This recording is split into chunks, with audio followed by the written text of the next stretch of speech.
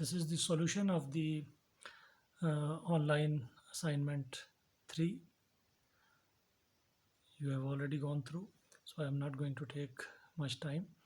I have written the question here in the small font which you are familiar with. So we have to solve this circuit by not actually solve but write equations for using mesh current analysis method and then using NV method. So if we take this to be one mesh, and obviously the mesh currents are marked, this is the other mesh, let us say it is I2, then we have to write KVL equation here. So how do we start? So for part A, actually the first part, we have marked the mesh currents and now we need to write the equations. So we start with plus 6 plus 2. In MCA equations we are writing for the voltage, the voltage plus voltage here. Obviously we can write plus VC, but that's not the point here. We need to write the VC in terms of mesh currents. That's important. So we are going to write the current across a capacitor, which is I is equal to C dV by dt. So we want the expression for V. So V is equal to 1 over C integral I dt.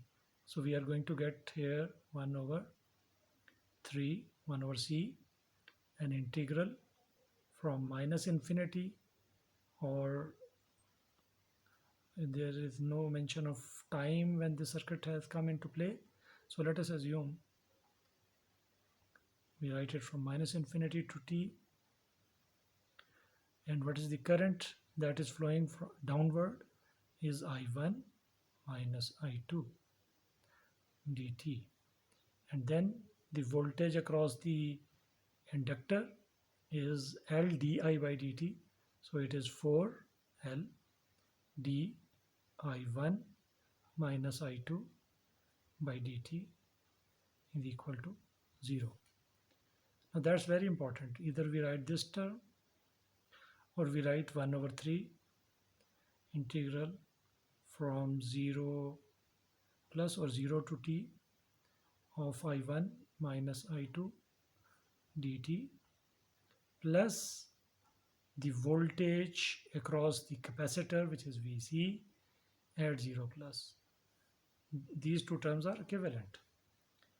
And the other equation for mesh I2 would be 4 d I2 minus I1 by dt plus 1 by 3, choosing to write the first one, minus infinity to t I2 minus I1, now curve is going upward, plus 5 I2 equal to 0. Obviously we can replace this with a similar term as this.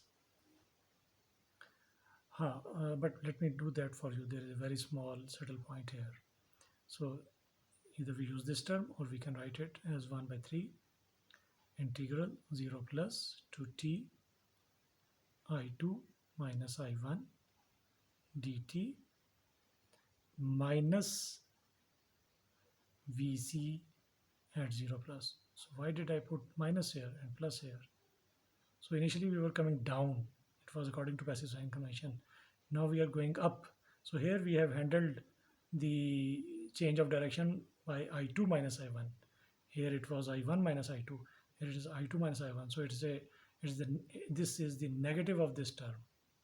But we also need to flip this one as well. So this is very important. And in part B, the question says, suppose now we have solved for I1 and I2, and we know what is I1 and we know what is I2. So how will we find VC? It's very simple. Now this is VC or this is VC. So let me just write it here. So for part B, this is equal to VC T. And what is VL? This is VL. This thing is equal to VL t. This is part B. In this part C, we have to solve the same as using NVA method, and it's given that we have to take the top node as the reference node. So suppose this is the reference, and let us mark this node as small with a small v, VAT actually. So we have to write there only one essential node other than the reference node. So there will be one equation only, and that would be VA. How we write that? So if this node is at VA, this is a lesser by 6 volts voltage here, VA minus 6. That is your VA minus 6 minus 0 over 2, VA minus 6 minus 0 over 2. This is the voltage across the 2 ohm resistor, and this is the current, plus the current through this central branch, the upward current. So how can we write this current in terms of the node voltage is a good question. For now, it's very difficult to assess what's going to happen here. So let us assume this current to be IA.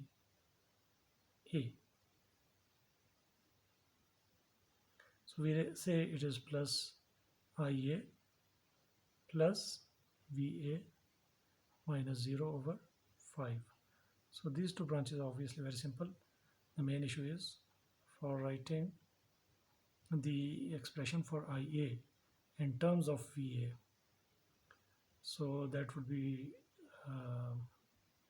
a difficult thing to do at this stage, and that is what is being tested here, that when you cannot get across something by the knowledge that you already know, don't try to force something out of it, and don't that not writing the correct things here will are going to make you lose marks.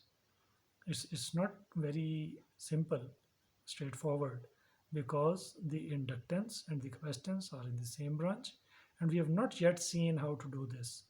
So we have come across something that we are not familiar with doing already. So VA is not the voltage across the inductor only. It is across both inductor and capacitor. So we do not know how together we are going to handle that. So we are going to suffice with that. Writing IA in terms of VA is not something we have learned till now. So writing this is more important rather than someone coming up with an expression somehow forced using VA. So that's important. So the question D, the last part that asks for how to find VC and VL once we know VA actually lies around the same thing as well. So knowing VA, it's not very easy how we can find VC and VL. What we know for sure is this equation. So VA is actually the negative of VC and the negative sum of the negative of VC and negative of VL. This is one thing that we know. So knowing VA is knowing one thing, but there are two things that are not known. So it's not easy or not clear how we can find